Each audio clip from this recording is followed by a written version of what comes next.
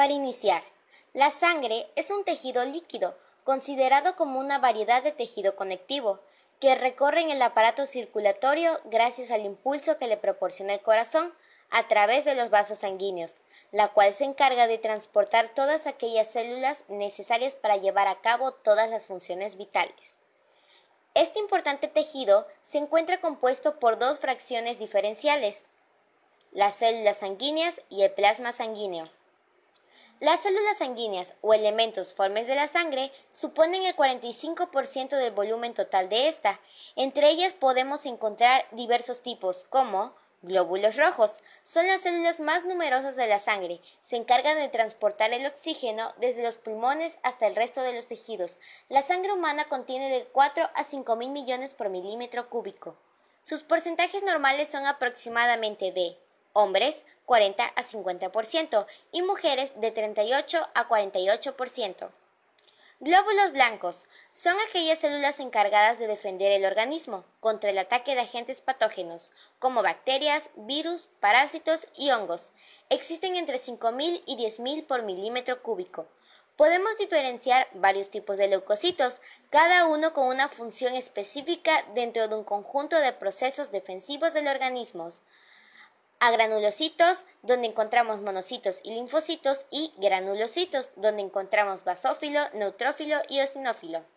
Y las plaquetas son fragmentos celulares que participan en la protección de la pared de los vasos sanguíneos, formando un tapón plaquetario cuando se presenta una herida. Plaquetas. Las plaquetas, también conocidas como trombocitos, son pequeñas células que se encuentran en la sangre. Tienen formas irregulares, miden de 2 a 3 micras de diámetro y no poseen núcleo. Este hecho las diferencia del resto de células y elementos que forman la sangre, como los eritrocitos o glóbulos rojos y los leucocitos o glóbulos blancos, entre otros.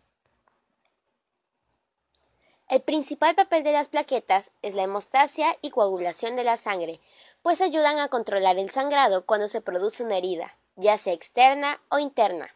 Cuando se produce una herida o corte de un vaso sanguíneo, las plaquetas serán las primeras en actuar. Los valores normales de plaquetas en el cuerpo humano sano oscilan entre 150.000 y las 450.000 por milímetro cúbico, siendo así uno de los elementos celulares de la sangre más abundantes, solo por detrás de los glóbulos rojos. De esta cifra, solo 2/3 de las plaquetas se encuentran circulando por el torrente sanguíneo. El tercio restante se localiza almacenado en el vaso. Desde que se originan las plaquetas, circulan en el ser humano entre 7 y 12 días. Después se almacenan en el vaso, donde son destruidas por los fagocitos.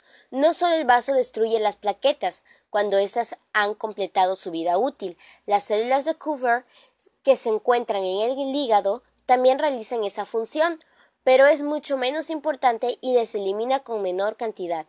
Los trombocitos se originan en la médula ósea del cuerpo humano, concretamente en lo que se denomina tejido hematopoyético, y derivan de unas células más grandes llamadas megacariocitos, que reciben la denominación de células precursoras de las plaquetas, lo que significa que cuando el citoplasma de los megacariocitos se fragmenta o rompe, los restos resultantes de este proceso son lo que conocemos como plaquetas. Hemostasia. La hemostasia depende de una serie de acontecimientos en la que participan las plaquetas y otras células, y en el que se produce la activación de proteínas sanguíneas específicas, denominadas factores de coagulación. La hemostasia es la respuesta fisiológica normal que evita una pérdida de sangre significativa tras una lesión vascular. Cuando se produce una lesión en los vasos sanguíneos, la hemostasia fisiológica se activa y tiene lugar la siguiente secuencia de acontecimientos. El vaso se constriñe para reducir el flujo de sangre. Las plaquetas circulantes se adhieren a la pared del vaso en la zona del traumatismo. Las plaquetas se activan y agregan. Se produce una serie intrincada de reacciones enzimáticas en la que participan las proteínas de la coagulación. Se produce fibrina para formar un tapón hemostático estable. Alteraciones en la producción de la sangre. Anemia. Es una enfermedad en la que la sangre tiene menos glóbulos rojos de lo normal. También se presenta cuando los glóbulos rojos no contienen suficiente hemoglobina. Linfomas son un conjunto de neoplasias hematológicas que se desarrollan en el sistema linfático, que también forman parte del sistema inmunitario del cuerpo humano.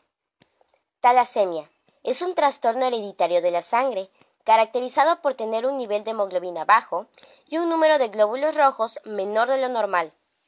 Policitemia es un trastorno en el cual aumenta el hematócrito, es decir, la proporción de glóbulos rojos por volumen sanguíneo, debido a un aumento del número de eritrocitos o a una disminución del plasma sanguíneo. Leucemia se produce cuando ciertas células se vuelven cancerosas y se infiltran en la médula ósea. Una forma de clasificarlas se basa en el tipo de célula sanguínea en la que empieza la transformación maligna y en la velocidad de progresión de la enfermedad. En el caso de las leucemias agudas, su desarrollo es muy rápido, mientras que las leucemias crónicas progresan lentamente. Además, las leucemias pueden ser linfoblásticas, cuando afectan a los linfocitos, o mieloblásticas y mielocíticas, que afectan a la célula precursora de la serie mieloide o serie roja. En la leucemia linfática aguda, las células que deberían transformarse en linfocitos se vuelven cancerosas y sustituyen a las células normales de la médula ósea y se diseminan hacia otros órganos como hígado, vaso, riñones, cerebro, ganglios linfáticos, entre otros, donde siguen proliferando y provocan enfermedades como meningitis, anemia, insuficiencia renal y hepática. Se trata del cáncer más frecuente en niños. La leucemia mieloide aguda se caracteriza porque son los mielocitos, las células que deberían convertirse en granulocitos, los que se vuelven cancerosos y sustituyen a las células normales de la médula ósea. Como en el caso anterior, las células leucémicas viajan por el torrente sanguíneo y se instalan en otros órganos, donde siguen creciendo y dividiéndose, causando diversas afecciones, tumores, anemia, meningitis y dañando otros órganos. Este tipo de leucemia afecta a personas de cualquier edad, pero sobre todo adultos, y se relaciona con la exposición a grandes dosis de radiación y con el empleo de quimioterapia para tratar otras afecciones. La leucemia mieloide crónica, que afecta a personas de todas las edades y sexos, aunque no es frecuente en niños pequeños, cursa con anemia y trombocitopenia, escasez de plaquetas en la sangre. Las células leucémicas se originan sobre todo en la médula ósea, pero también en el vaso y el hígado. Con el avance de la enfermedad, los pacientes suelen presentar fiebre, fatiga, debilidad, pérdida de apetito y peso, aumento del tamaño de los ganglios linfáticos y hemorragia.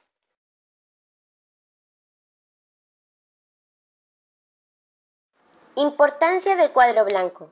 La importancia del cuadro blanco es, en sí, el encargarse de determinar los valores normales de cada célula blanca encontrada en un frotis sanguíneo.